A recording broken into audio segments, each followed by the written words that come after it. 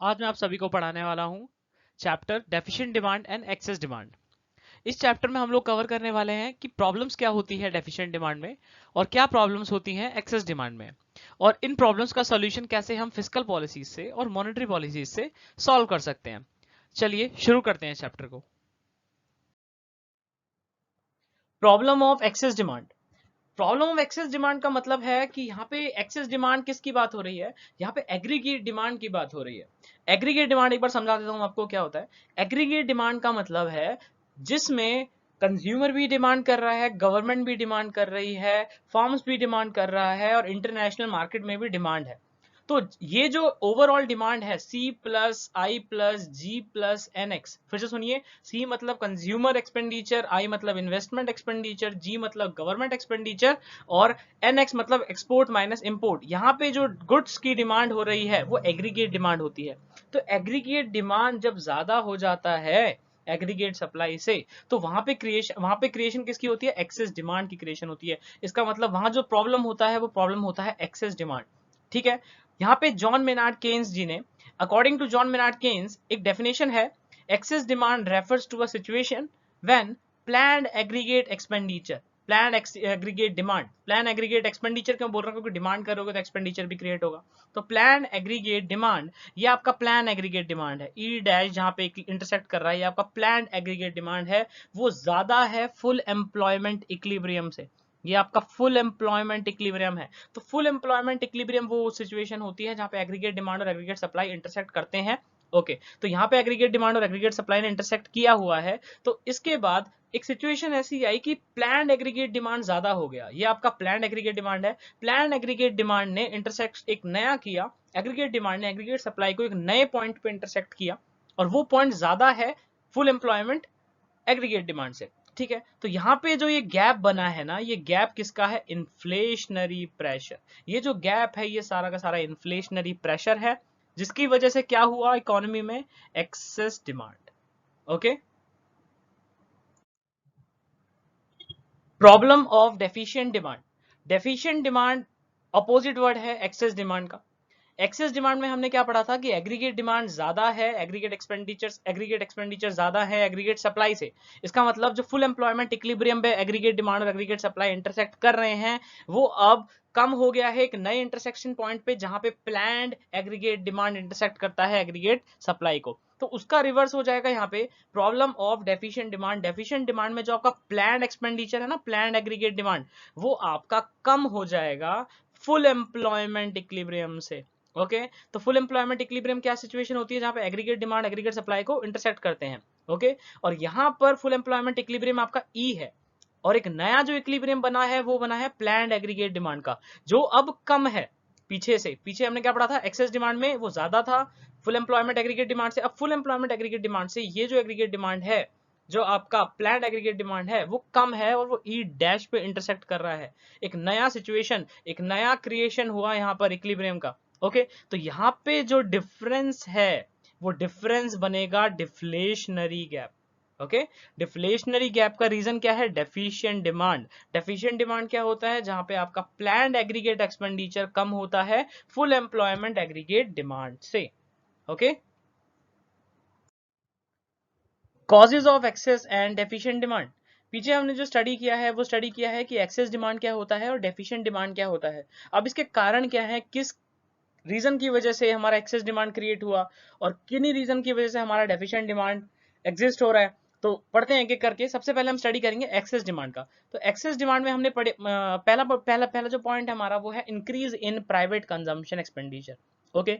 जब private consumption expenditure बढ़ता है, प्राइवेट कंजम्पशन एक्सपेंडिचर मतलब जब आप जैसे लोग और मेरे जैसे लोग मार्केट में ज्यादा डिमांड करते हैं, जब ज्यादा डिमांड करते हैं, इसका मतलब क्या है कि हमारी इनकम में कुछ ना कुछ इंक्रीमेंट हुआ है, जिसकी वजह से हम मार्केट में ज्यादा डिमांड करने जा रहे हैं।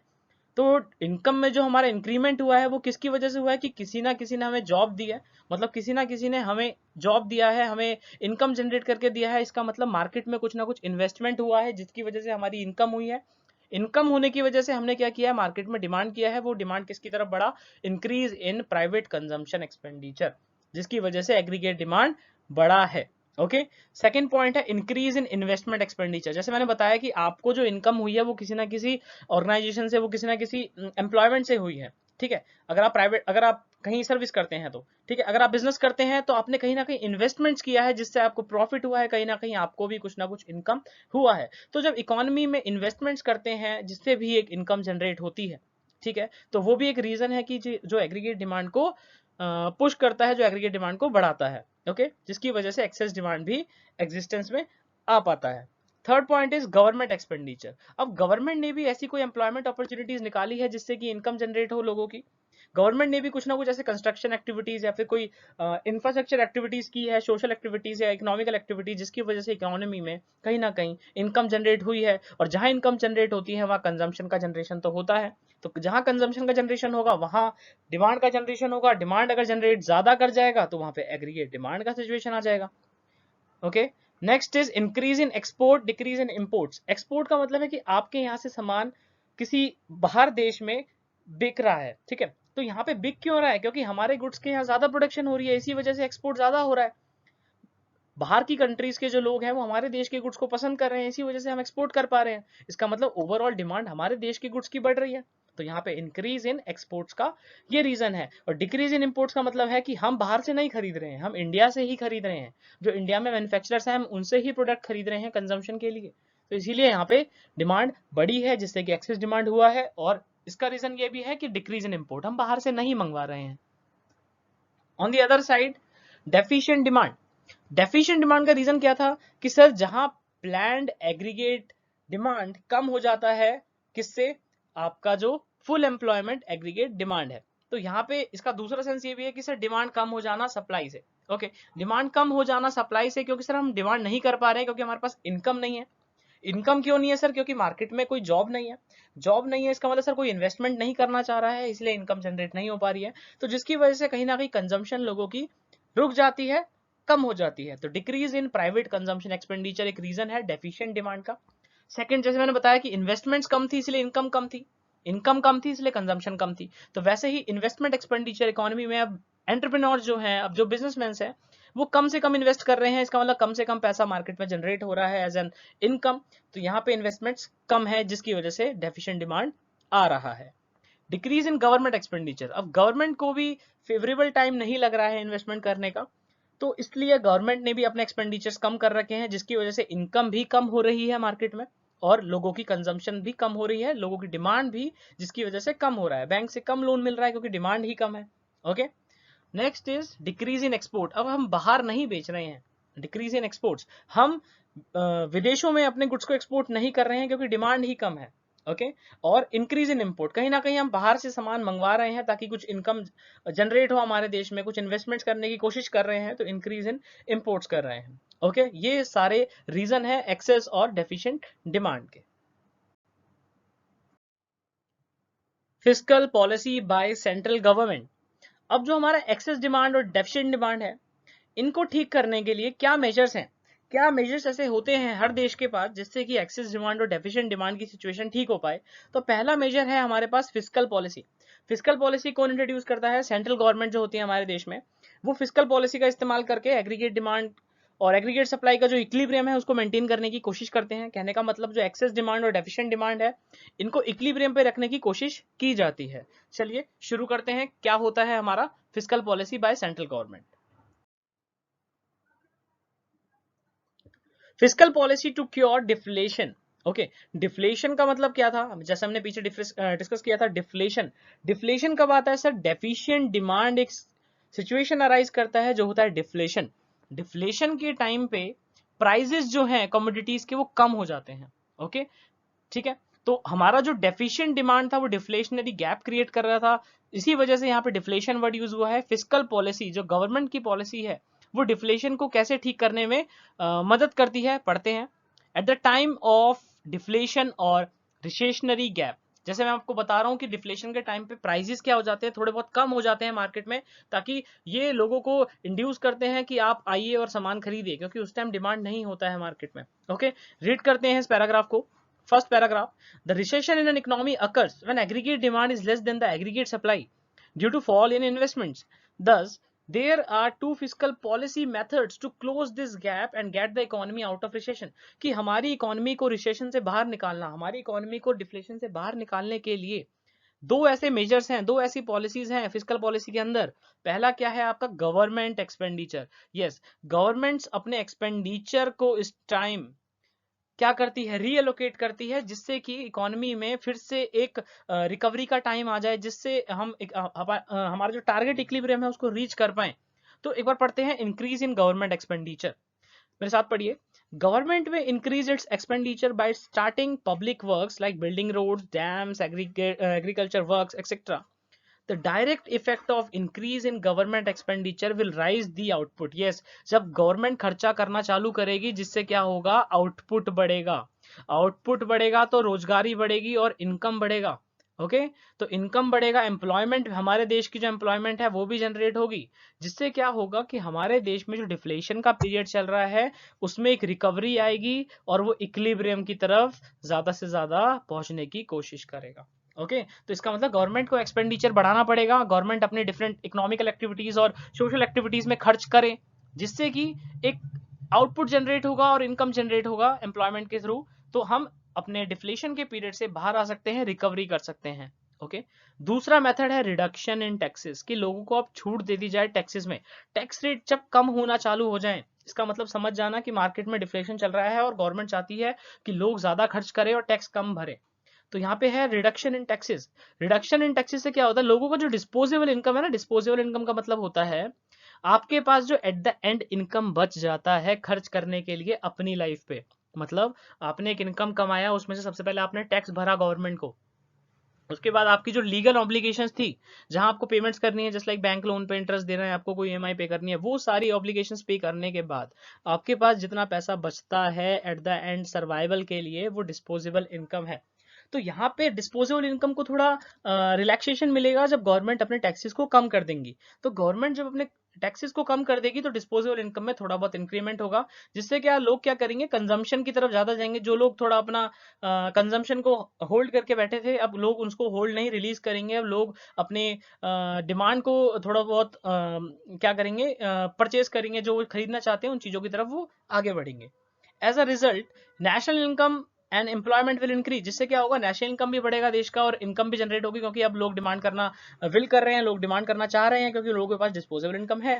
जिससे क्या होगा हमारे देश में, जिससे क्या होगा हमारे देश में एक एम्प्लॉयमेंट का सिचुएशन भी जनरेट होगा। जैसे मैंने बताया था ना, जब एक का खर्चा दूसरे की इनकम अगर आप खर्च करोगे तो कहीं ना कहीं किसी ना किसी की इनकम जनरेट होगी। ओके तो फिस्कल पॉलिसी पूरा है डिफ्लेशन को क्योर करने के लिए, यहाँ पे गवर्नमेंट के एक्सपेंडिचर और रिडक्शन इन टैक्सेस का ध्यान रखा जाता है। Fiscal policy to cure inflation. अब पीछे हमने डिफ्लेशन पढ़ा था, अब यहाँ इन्फ्लेशन पढ़ रहे हैं।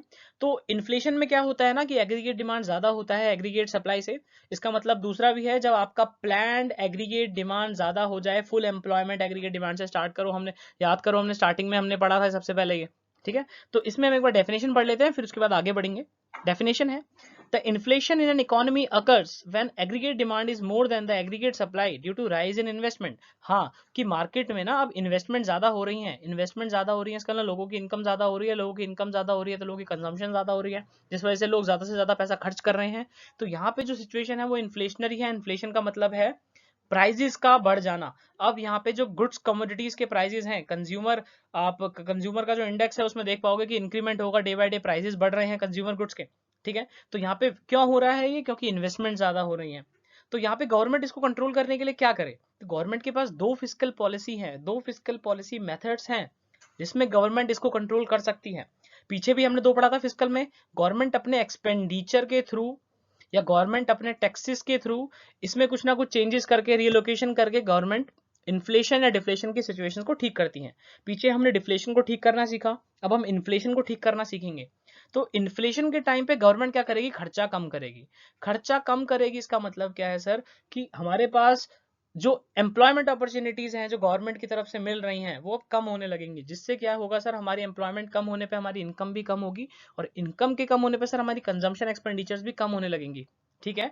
तो जैसे जो गवर्नमेंट खर्चा करती है अपने इकोनॉमिकल एक्टिविटीज और सोशल एक्टिविटीज पे, अब खर्चा धीरे धीरे कम करने पड़ेंगे गवर्नमेंट को, अगर गवर्नमेंट इन्फ्लेशन के ट्रैप से निकलना चाहती है तो, ठीक है। तो एक बार रीड कर लेते हैं इसको। Government may decrease its expenditure by starting public works like building roads, dams, agriculture work. तो गवर्नमेंट अपने खर्चे इन चीजों पे कम कर देगी, जिसका डायरेक्ट इम्पैक्ट किस पे पड़ेगा सर? फॉल इन आउटपुट पर। तो आउटपुट कम होगा सर, इनकम कम हो जाएगा, इनकम कम हो जाएगा तो देश की एम्प्लॉयमेंट कम हो जाएगी, और एम्प्लॉयमेंट कम होने पे लोगों की कंजम्पशन जो है वो भी धीरे धीरे कम हो जाएगी, और कोशिश करेंगे कि हम इक्विलिब्रियम तक पहुंच पाए। क्योंकि ये सब कुछ जो गेम हो रहा है, ये गेम हो रहा है हमें इक्विलिब्रियम तक रीच करना है, क्योंकि इक्विलिब्रियम एक सिचुएशन है जहां पे इन्फ्लेशन भी नहीं होगा, डिफ्लेशन भी नहीं होगा। ओके, तो दूसरा मेथड क्या है गवर्नमेंट का, जैसे ठीक कर सकती है गवर्नमेंट इसको? Increase in taxes. अब गवर्नमेंट कैसे अपने टैक्सेस को कम करके या ज्यादा करके? तो गवर्नमेंट यहाँ पे क्या करेगा? गवर्नमेंट यहाँ पे टैक्सेस को बढ़ा देगा। गवर्नमेंट जब यहाँ पे टैक्सेस को बढ़ाएगा तो लोगों की जो डिस्पोजेबल इनकम है उस पर इंपैक्ट पड़ेगा। लोग जो डिस्पोजेबल इनकम बचा रहे हैं, डिस्पोजेबल इनकम मैंने पीछे बताया था आपको कि वो इनकम जो लोगों के पास बच जाता है टैक्सेस पे करने के बाद, या फिर कोई अपनी लीगल ऑब्लिगेशन जो है ईएमआई वगैरह पे करने के बाद, जो इनकम बच जाता है अपने ऊपर खर्च करने के लिए, अपनी सर्वाइवल के लिए, तो वो डिस्पोजेबल इनकम होता है। अब वो डिस्पोजेबल इनकम पे इम्पैक्ट पड़ेगा कैसे? अब वो डिस्पोजेबल इनकम धीरे धीरे कम होने लगेगी, कम होने लगेगी क्योंकि टैक्स का बर्डन आने लगेगा। तो टैक्स का बर्डन आएगा जिससे क्या होगा? लोग कहेंगे कि हम कम से कम कंजम्पशन करें, क्योंकि मार्केट में भी महंगाई है। तो ये इस महंगाई को ठीक करने के लिए ही तो गवर्नमेंट ने टैक्सेस हमारे बढ़ा दिए हैं, जिससे क्या होगा? इकोनॉमी फिर कोशिश करेगी अपने आप को इक्विलिब्रियम तक पहुंचने की, लोगों की डिमांड कम होगी, लोग खर्चा कम करेंगे, सिर्फ इंपॉर्टेंट पर्पसेस जो नेसेसिटी गुड्स हैं उन पे ही खर्च करेंगे, अपनी जो कंफर्ट है, लग्जरी है, उनको थोड़ा रिडक्शन करेंगे, उनकी नीड्स को, उनकी डिमांड को, जिससे क्या होगा? इकोनॉमी फिर से इन्फ्लेशन को रीच करने की कोशिश करेगी और फुल एम्प्लॉयमेंट इक्विलिब्रियम तक पहुंचने की कोशिश करेगी। तो ये दोनों हमें पढ़े, ये दोनों मेथड्स हैं जो हमने पढ़े हैं, वो इन्फ्लेशन और डिफ्लेशन में ही काम आते हैं। ये किसकी तरफ से है? सेंट्रल गवर्नमेंट की तरफ से है। इसको क्या बोलते हैं? Fiscal policies. ओके, तो fiscal policies are important to cure inflation और deflation in any economy. Okay, monetary policy. तो हमारे पास एक और पॉलिसी है मॉनेटरी पॉलिसी, जो सेंट्रल बैंक इसको अंडरटेक करती है। मॉनेटरी पॉलिसीज में जितने टूल्स हैं वो किसको ठीक करने के लिए है? इन्फ्लेशन और डिफ्लेशन को ठीक करने के लिए है। जैसे पीछे हमने पढ़ा था फिस्कल पॉलिसी। फिस्कल पॉलिसी कौन इस्तेमाल करता था? गवर्नमेंट इस्तेमाल करती थी, सेंट्रल गवर्नमेंट इस्तेमाल करती थी। अब हमारा है मॉनेटरी पॉलिसी, जो यहाँ पे कौन इस्तेमाल करेगा? सेंट्रल बैंक इस्तेमाल करेगा, जिससे कि हमारे देश में इन्फ्लेशन और डिफ्लेशन की सिचुएशन ठीक करी जा सके। तो सेंट्रल बैंक यहाँ पे मॉनेटरी पॉलिसी का यूज करेगा, और दो टूल्स हैं इसमें जिससे हम इन्फ्लेशन और डिफ्लेशन को ठीक कर सकते हैं, कोशिश कर सकते हैं। पहला टूल है क्वांटिटेटिव और दूसरा है क्वालिटेटिव। ओके, तो क्वांटिटेटिव और क्वालिटेटिव जो इंस्ट्रूमेंट्स होते हैं यहाँ पे सेंट्रल बैंक इनको इनके इस्तेमाल से इन्फ्लेशन और डिफ्लेशन को ठीक करती है। आइए स्टार्ट करते हैं, आगे की तरफ बढ़ते हैं। Monetary policy to cure deflation. तो monetary policy to cure deflation under which tool? Under quantitative tools. तो क्वांटिटेटिव टूल्स का बेसिकली यहाँ पे तीन यहाँ पे ऐसे पॉलिसीज हैं, यहाँ पे टूल्स हैं जिससे हम इस्तेमाल करके हमारे देश में जो डिफ्लेशन है, हमारे देश में जो डेफिशिएंट डिमांड है, जिसकी वजह से एक रिसेशनरी गैप आ रहा है, डिफ्लेशनरी गैप आ रहा है, उसको हम ठीक कर सकते हैं। पहला पॉइंट जो है हम पढ़ेंगे वो है हमारा ओपन मार्केट ऑपरेशन। जी हाँ, ये बहुत इंपॉर्टेंट पॉइंट्स हैं क्वांटिटेटिव के, क्वांटिटेटिव टूल्स के। पहला पॉइंट जो है हमारा ओपन मार्केट ऑपरेशन, बहुत इंपॉर्टेंट है। सीबीएसई इसको हर साल डालती है, कोशिश करती है इससे रिलेटेड कुछ क्वेश्चन डाल सकें, तो हम इसको अच्छे से पढ़ेंगे। ओपन मार्केट ऑपरेशन का मतलब है यहाँ पे एक ट्रायंगुलर रिलेशनशिप है। ओके, यहाँ पे एक ट्रायंगुलर रिलेशनशिप है किसके बीच में? सेंट्रल बैंक, कमर्शियल बैंक और सेंट्रल गवर्नमेंट। ओके, तो सेंट्रल बैंक के पास कुछ हमारे सेंट्रल गवर्नमेंट की सिक्योरिटीज होती हैं। ध्यान से सुनना, ये सिक्योरिटी सेंट्रल गवर्नमेंट की है। तो सेंट्रल गवर्नमेंट इन सिक्योरिटीज को आरबीआई को सेल और परचेज करता है, और आरबीआई इन सिक्योरिटीज का सेल एंड परचेज कहां से करती है? कमर्शियल बैंक से करती है। तो ये सेल एंड परचेज जो हो रहा है, खरीदना और बेचना सिक्योरिटीज का ओपन मार्केट में, ये क्यों हो रहा है? ताकि जो मनी का सप्लाई है उसको कंट्रोल कर सके। ध्यान से सुनना कि कुछ शेयर्स हैं जो रिजर्व बैंक ऑफ इंडिया के पास है, हमारे देश इंडिया में कुछ शेयर्स हैं जो reserve bank of India central bank के पास हैं। अब सेंट्रल बैंक इन शेयर्स को, जो गवर्नमेंट के शेयर्स हैं, ओके, सिक्योरिटीज हैं जो गवर्नमेंट्स के, ट्रेजरी बिल्स हैं जो गवर्नमेंट्स की, सेंट्रल बैंक के पास जो है, वो सेंट्रल बैंक के पास जो सिक्योरिटीज हैं, अब वो कमर्शियल बैंक को बेचेगी, कमर्शियल बैंक से बाद में खरीद भी लेगी, जिससे कि मार्केट में इन्फ्लेशन और डिफ्लेशन की सिचुएशन ठीक कर सके। बताता हूं कैसे, एक बार डेफिनेशन पढ़ो मेरे साथ। The central bank buys or sells securities in the open market. Okay. During deflation, deflation के टाइम पे क्या होता है, central bank buy securities from the public and commercial bank, कि सेंट्रल बैंक जो है पब्लिक और कमर्शियल बैंक से क्या कर रही है, सिक्योरिटीज खरीद रही है। ओके, सिक्योरिटीज खरीद रही है, इसका मतलब क्या, सिक्योरिटी मतलब शेयर्स, मतलब ट्रेजरी बिल्स खरीद रही है, खरीदने के बदले में कुछ ना देना पड़ेगा ना, तो कुछ देना पड़ेगा, मतलब मनी देना पड़ेगा। अब वो मनी किसके पास जाएगा, कमर्शियल बैंक के पास जाएगा। तो कमर्शियल बैंक उस मनी को क्या करेगा, कमर्शियल बैंक बेसिकली उस मनी को लोगों तक पहुंचाएगा। ठीक है, तो मतलब कमर्शियल बैंक के जब ज्यादा फंड हो जाएंगे, कमर्शियल बैंक्स के पास जब ज्यादा फंड्स हो जाएंगे, तो कमर्शियल बैंक चाहेगा कि वो बैंक्स और हाउस होल्ड्स को लोन दे। ठीक है, तो यहाँ पे देखो साइकिल कैसे घूम रही है, कि यहाँ पे at the time of deflation central bank जो है सिक्योरिटीज को खरीदना चालू करेगा। कहाँ से, कमर्शियल बैंक से, जिससे कि कमर्शियल बैंक के पास ज्यादा से ज्यादा फंड्स अवेलेबल होंगे कि मार्केट में वो फर्म्स और हाउस होल्ड्स को ज्यादा से ज्यादा लोन प्रोवाइड कर सके। लोन प्रोवाइड कर सके, इसका मतलब डिफ्लेशन के टाइम पे जो डिमांड कम है उस डिमांड को क्रिएट कर सके, अपॉर्चुनिटीज मिले लोगों को, इन्वेस्टमेंट्स की अपॉर्चुनिटीज मिले लोगों को, लोन्स मिले, जिससे लोग ज्यादा से ज्यादा अपनी कंजम्पशन पे खर्च कर सके। इसका मतलब यहाँ पे साफ है कि ओपन मार्केट ऑपरेशन में जब कभी भी रिजर्व बैंक सिक्योरिटीज बाय करता है, जिससे क्या होता है, एक्सपेंशनरी इफेक्ट होता है, मार्केट में पैसे का फ्लो होता है। ओके, ध्यान से समझना इस चीजों को। ओके, सेकेंड पॉइंट है चेंज इन बैंक रेट। तो एक बार बैंक रेट बता देता हूं।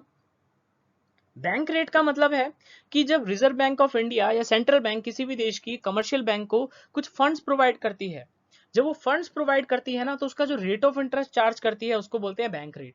ठीक है, जब सेंट्रल बैंक कमर्शियल बैंक को कुछ फंड्स दे रही है और फंड्स के लिए जो इंटरेस्ट चार्ज करेगी, वो जो इंटरेस्ट रेट है उसको हम बोलते हैं बैंक रेट। ओके, तो सर जो हमें लोन मिलता है बैंक से, कमर्शियल बैंक से, उस रेट को क्या बोलते हैं, उस रेट को बोलते हैं हम लोग लेंडिंग रेट। ओके, तो यहाँ पे बैंक रेट क्या होता है, एक बार पढ़ो मेरे साथ।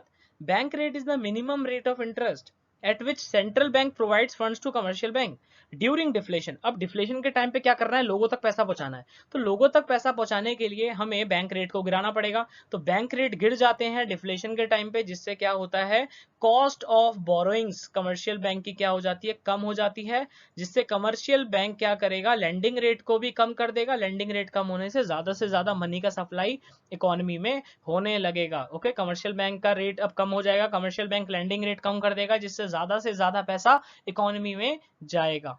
ठीक है, तो यहाँ पे दो पॉइंट्स थे हमारे पास, अगला पॉइंट हम नेक्स्ट स्लाइड में देखेंगे। अभी हमारे पास जो पॉइंट है वो है ओपन मार्केट ऑपरेशन। उसमें क्या था कि सिक्योरिटीज को खरीदना चालू कर देगी सेंट्रल बैंक, जिससे लोगों तक ज्यादा पैसा पहुंचे थ्रू कमर्शियल बैंक।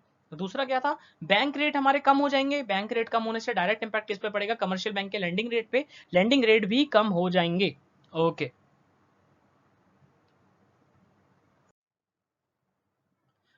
यहाँ थर्ड पॉइंट है हमारा कैश रिजर्व रेशियो। आपको बता देता हूं कि कैश रिजर्व रेशियो का मतलब क्या है। कैश रिजर्व रेशियो का मतलब है जब कभी भी डिपॉजिट्स हम करते हैं, हम हमेशा डिपॉजिट्स कमर्शियल बैंक में करते हैं। कमर्शियल बैंक में बता देता हूं आइडिया आपको, पंजाब नेशनल बैंक, आईसीआईसी बैंक, जो भी हमारे आसपास के बैंक है वो कमर्शियल बैंक है।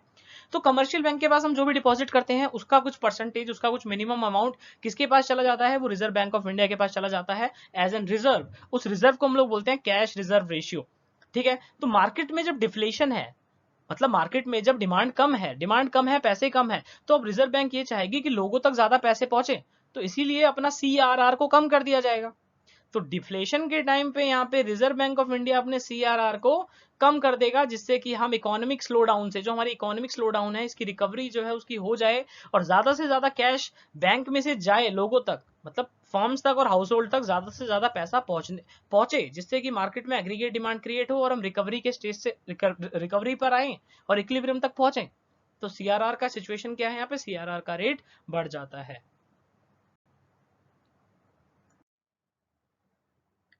Monetary policy to cure inflation. अब ये भी एक हमारा क्वांटिटेटिव टूल्स है। पीछे हमने डिफ्लेशन के बारे में पढ़ा था, अब हम इन्फ्लेशन के बारे में पढ़ेंगे। तो ये बहुत जल्दी खत्म करूंगा मैं, क्योंकि यहाँ पे पूरा सेम है, आप पीछे पढ़ चुके हो कि हम ओपन मार्केट ऑपरेशन का टूल है, इसमें बैंक रेट का टूल है। तो एक बार इजिली आपको जल्दी जल्दी बता देता हूँ कि ओपन मार्केट ऑपरेशन में अब क्या करेगी सेंट्रल बैंक, सेल करना चालू कर देगी। सेल करेगी, जिससे क्या होगा, सेल करने से पैसा जो है किसके पास आ जाएगा, वापस। सेल करने से पैसा वापस आ जाएगा। सोचो, कमर्शियल बैंक के पास नहीं, कमर्शियल बैंक नहीं, रिजर्व बैंक के पास, सेंट्रल बैंक के पास। अगर सेंट्रल बैंक सिक्योरिटीज को बेचना चालू करेगी, जिससे क्या होगा, कमर्शियल बैंक उन सिक्योरिटीज को खरीदेगी, और जो पैसा कमर्शियल बैंक के पास है वो पैसा मार्केट में नहीं जाएगा, वो पैसा वापस आ जाएगा सेंट्रल बैंक के पास। अब सेंट्रल बैंक उस पैसे को अपने पास रखेगी, क्योंकि मार्केट में इन्फ्लेशन है, मार्केट में महंगाई है, मार्केट में डिमांड बहुत ज्यादा है, तो लोगों तक हम पैसे नहीं पहुंचाएंगे जिससे लोग ज्यादा डिमांड कम करें, जिससे लोग अपनी डिमांड को कम करें, तो कमर्शियल बैंक उस टाइम अनेबल हो जाएगी कि मार्केट्स में फंड्स कम से कम अवेलेबल कर पाएगी, जिससे क्या है हमारा कॉन्ट्रैक्शन इफेक्ट हो जाएगा, मार्केट में जो है धीरे धीरे इन्फ्लेशन की सिचुएशन से बाहर आ जाएंगे, ट्रैप से बच जाएंगे। ओके, दूसरा क्या है बैंक रेट। बैंक रेट मैंने बताया था कि जब reserve bank of India commercial bank को क्या करती है, इंटरेस्ट रेट ऑफ इंटरेस्ट पे फंड्स प्रोवाइड करती है, वो बैंक रेट होता है और उसका डायरेक्ट इंपैक्ट लैंडिंग रेट पे पड़ता है। तो अब यहाँ पे बैंक रेट ज्यादा हो जाएंगे, बैंक रेट ज्यादा होने से लैंडिंग रेट भी ज्यादा हो जाएंगे, लैंडिंग रेट ज्यादा होने से कमर्शियल बैंक कम से कम पैसा इकोनॉमी में पहुंचाएगा लोगों तक, क्योंकि लोगों तक पैसा पहुंच गया तो लोग डिमांड क्रिएट कर देंगे, इन्फ्लेशन का और ट्रैप हो जाएगा। तो इसीलिए इन्फ्लेशन से बाहर निकलना है तो लोगों तक पैसा नहीं पहुंचाना, इसलिए लैंडिंग रेट बढ़ा दो, लोग लोन लेने आएंगे तो रेट ऑफ इंटरेस्ट सुन के ही चले जाएं। ठीक है, ओके। इसमें तीसरा पॉइंट है कैश रिजर्व रेशियो। तो कैश रिजर्व रेशियो मैंने क्या बताया था आपको कि वो रेशियो है जिस रेशियो में हमें कमर्शियल बैंक को रिजर्व बैंक ऑफ इंडिया पे क्या करना पड़ता है, कुछ रिजर्व रखना पड़ता है अपने डिपॉजिट का। तो अब ये जो रिजर्व हो जाएंगे ये बढ़ जाएंगे, क्योंकि इन्फ्लेशन के टाइम पे रिजर्व बैंक चाहेगी कि कम से कम पैसा इकोनॉमी में जाए और ज्यादा से ज्यादा पैसा इकोनॉमी के सेंट्रल बैंक अपने पास रखें, ताकि इकोनॉमी में कम से कम पैसा पहुंचे और लोगों की एग्रीगेट डिमांड जो है वो कम रहे इकोनॉमी में। तो कैश रिजर्व रेशियो क्या हो जाता है, बढ़ जाता है। इसका मतलब डिपॉजिट का ज्यादा परसेंटेज कमर्शियल बैंक को रिजर्व बैंक ऑफ इंडिया के पास रखना पड़ता है, ज्यादा से ज्यादा, और अपने पास कम रखती है। डेली यूजेस के लिए जो पैसा है उतना ही रिक्वायरमेंट्स अपने पास रखती है।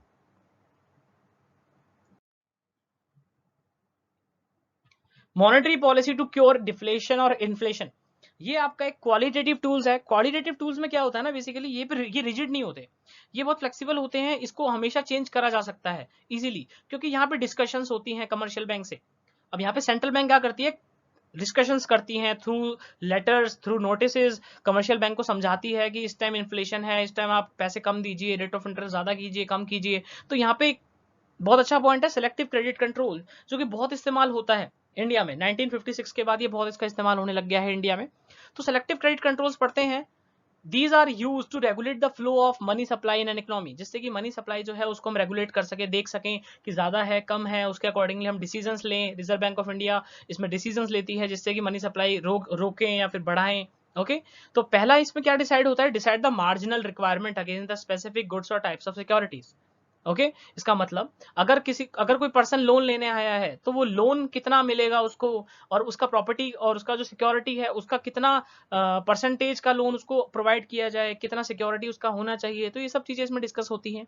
Second point, fixation of limit of advance to borrowings against stocks, कि हम एक लिमिट तय कर दे कि पर्टिकुलर स्टॉक की जो वैल्यू है उसके अगेंस्ट कितना लोन हमें मिलेगा। ठीक है, ये कौन कर रहा है, ये सब तय ये सेंट्रल बैंक तय कर रही है, क्योंकि इन्फ्लेशन और डिफ्लेशन के ट्रैप में निकलना भी तो है, तो ये सब डिसीजंस लेने पड़ते हैं। Third point, to check the rise in prices of essential commodities like food grains, oil seeds, vegetable seeds और कॉटन शुगर। तो ये जो हमारे एसेंशियल प्रोडक्ट्स हैं, नेसेसिटी गुड्स हैं, नेसेसिटी गुड्स को बहुत फोकस में रख के ये सब डिसीजंस लिए जाते हैं कि उन पे इम्पैक्ट ना पड़े ज्यादा से ज्यादा, क्योंकि लोगों की जो बेसिक नीड है वो कंजम्पशन ही तो है ना। तो वो है, उस पे हमें बिल्कुल भी कैजुअल नहीं होना है सेंट्रल बैंक को, इसलिए बहुत उसको डिटेल स्टडी करनी पड़ती है इसमें सिलेक्टिव क्रेडिट कंट्रोल्स में, और ये सब चीजें सोचनी पड़ती हैं, डिसीजन लेना पड़ता है। तो किस टाइम क्रेडिट्स को कंट्रोल करें, ज्यादा करें, कम करें, तो ये सारी क्वालिटेटिव टूल्स होती हैं जिसको हम बोलते हैं selective credit controls. Okay, thank you so much, आप मेरी वीडियो में एंड तक बने रहे। स्क्रीन पर 2 क्वेश्चंस का आंसर आप मुझे कमेंट बॉक्स पर भी लिख सकते हैं, और आप इसको शेयर भी कर सकते हैं अपने क्लासमेट्स, अपने फ्रेंड्स के साथ। ठीक है, मुझसे जुड़ने के लिए विशाल दास क्लासेस इंस्टाग्राम पे, फेसबुक पर आप मुझसे जुड़ सकते हैं। Thank you so much.